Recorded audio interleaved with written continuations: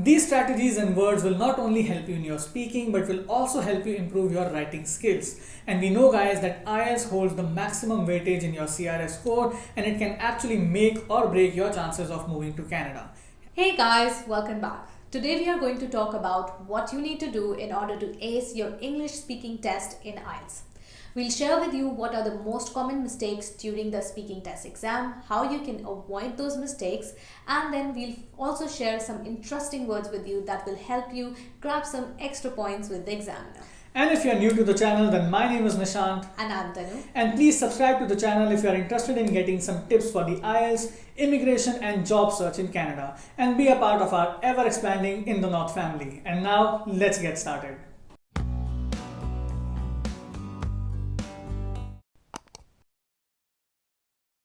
Mistake number 1. You tend to think that this exam is like a speech giving test, but it actually is a conversation based test. Hence, the focus is not how much you know about different things, but how good you are in conversing. In fact, let me read something straight from the British Council IELTS preparation app. If you are asked a question about something you know little about, be honest and tell the examiner. Then continue answering the question as best you can. So you see, just like if you were conversing with a friend about a topic that you were not so familiar with, won't you first alert them saying that I'm not very familiar with this topic, but here is what I think. And if you are honest to the examiner like this demonstrates you have confidence and good communication skills. Another thing that people most struggle with is in the section 2 of the test, where you are supposed to talk on a given topic for about 2 minutes. Often the topic could be unfamiliar and you might not have enough content to speak about it. But instead of repeating the same points again and again or finishing it earlier than the time allotted, one way around it is to talk about the examples, situations and instances from your own life which could fit that topic. Mistake number 2. You get yourself caught in the grammar and vocabulary drama. Sometimes people overthink about grammar and vocabulary during the exam. Don't try to push together sentences from past, present and future tense all together, thinking that the examiner would be bedazzled and award you extra points. The exam is designed in a way that it will include all those types of tenses during the conversation. Similarly, don't try to shove in too many fancy words. Just a few well-placed advanced vocabulary words should be enough to get you that extra score. In fact, there is a pitfall if you try to force too many advanced vocabulary words and grammar variations in your sentences. Your brain will be scattered all over thinking about so many different things at the same time and your answers will not come out in a smooth flow. Instead, it might look unnatural and you might end up using too many filler words such as like, and that's certainly not a good look. Mistake number 3. You try to be perfect.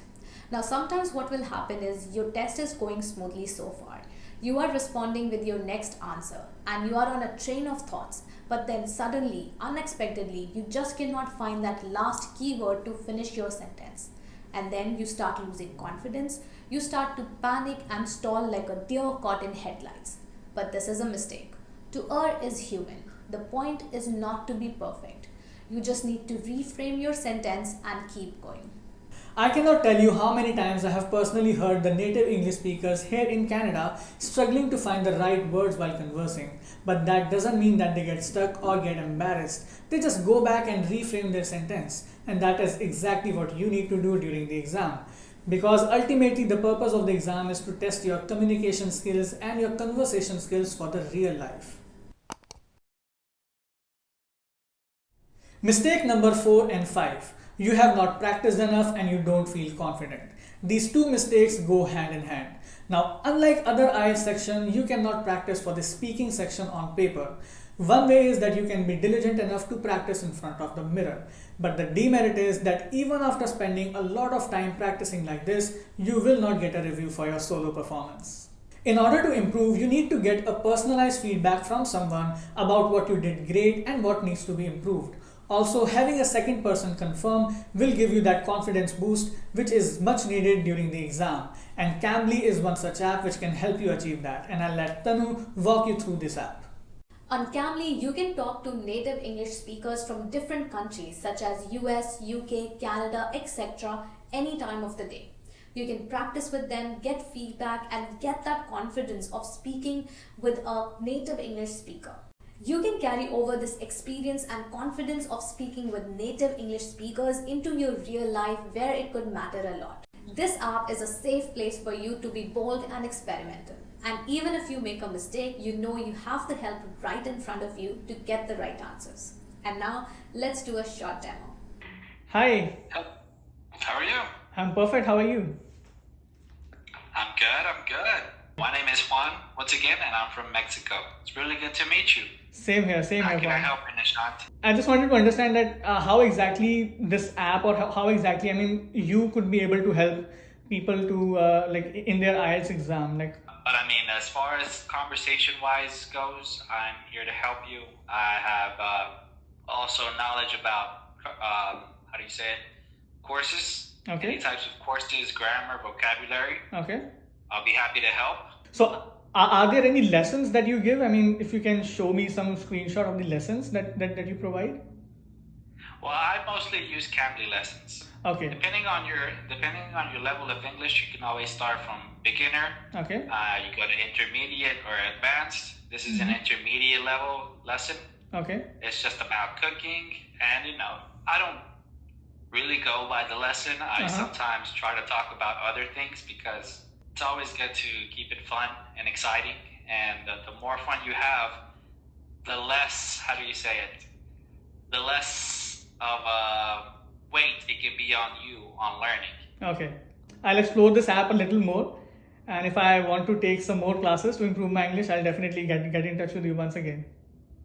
Yeah, most definitely. And if once you subscribe, look for the teacher you like the most and go with that. Perfect. Awesome. Thanks a I lot. hope you have a great day, my friend. Same Take to care. you. Bye-bye. Take care. And finally, here is a very important tip. Your vocabulary alone can weigh a lot in your test. And the best way to improve your vocabulary is not to pick a dictionary or any other vocabulary book and start memorizing the words that appear complex. Instead, make the world your playground. Let me give you an example. One of my habits, which I'm sure annoys Nishant a lot, is whenever we are watching something in English on TV and I hear a word or a phrase that I don't know the meaning of, I immediately pause the video, pick my phone and Google its meaning.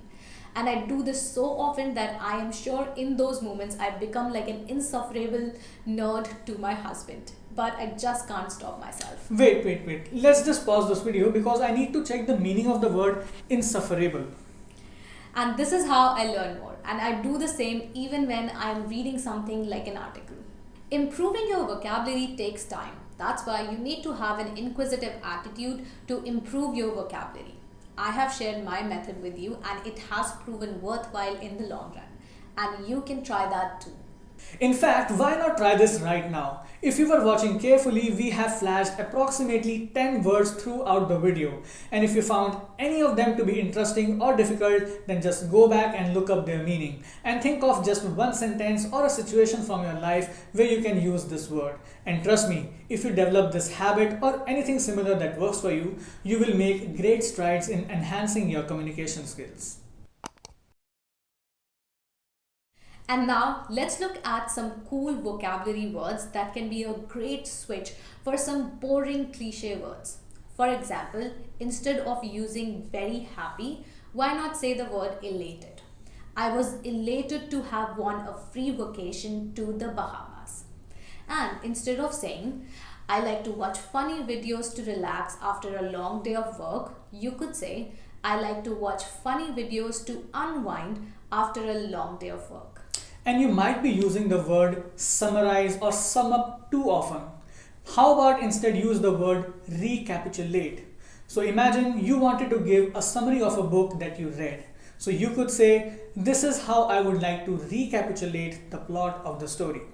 These strategies and words will not only help you in your speaking but will also help you improve your writing skills. And we know, guys, that IELTS holds the maximum weightage in your CRS score, and it can actually make or break your chances of moving to Canada. Hence, we were thinking if we should come up with more such videos, more videos on IELTS to help you improve your speaking and writing score, or at least improve your vocabulary, especially considering the love that you have showered on our first IELTS video, which has already crossed 150,000 views. So if you want us to make more videos on IELTS, then please let us know in the comment box, and if we get a good response on this video, then we will surely make more such videos for you guys.